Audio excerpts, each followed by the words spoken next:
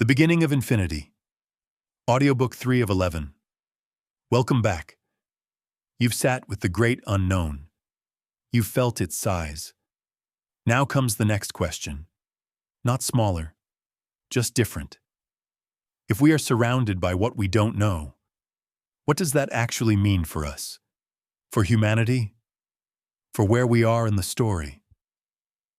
It means we are at the very beginning. We only just arrived. Consider the timeline.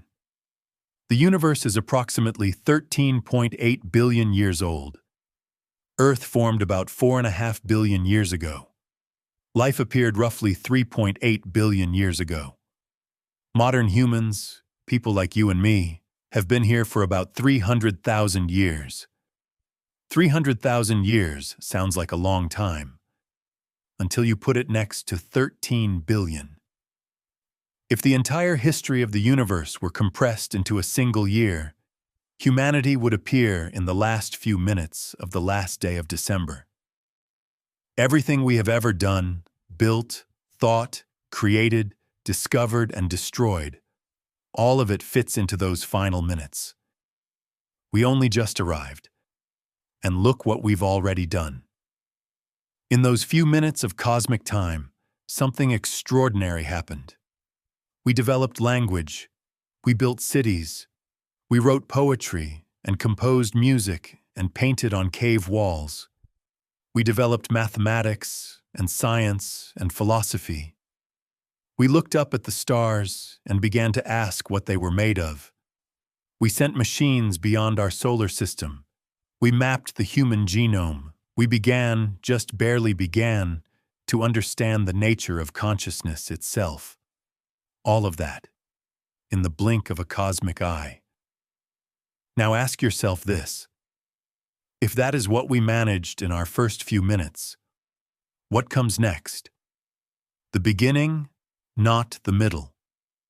There is a temptation to look at human history and feel like we are somewhere in the middle of the story, that the major discoveries have been made, that the frameworks are largely in place, that what remains is refinement, not revelation. That temptation is almost certainly wrong. Every generation has felt it. Every era has assumed it was approaching the end of the great questions. And every era has been surprised. We are not in the middle of the story. We are at the opening line. The first paragraph. The very first chapter of something that will unfold across timescales we cannot yet imagine. This is the beginning of infinity for mankind. What does that feels like? It feels vertiginous. We know that. To stand at the genuine beginning of something, not the comfortable middle, not the satisfying end, but the raw, uncertain, wide-open beginning, is not always easy. It asks something of us. It asks us to be comfortable not knowing how the story ends, to find meaning not in conclusions but in the act of continuing, to be travelers rather than settlers. But here is what the beginning also feels like.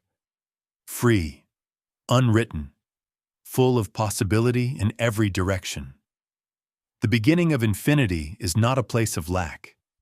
It is the most generative place imaginable. Everything is still ahead. Every question is still open. Every discovery is still waiting to be made. You are here.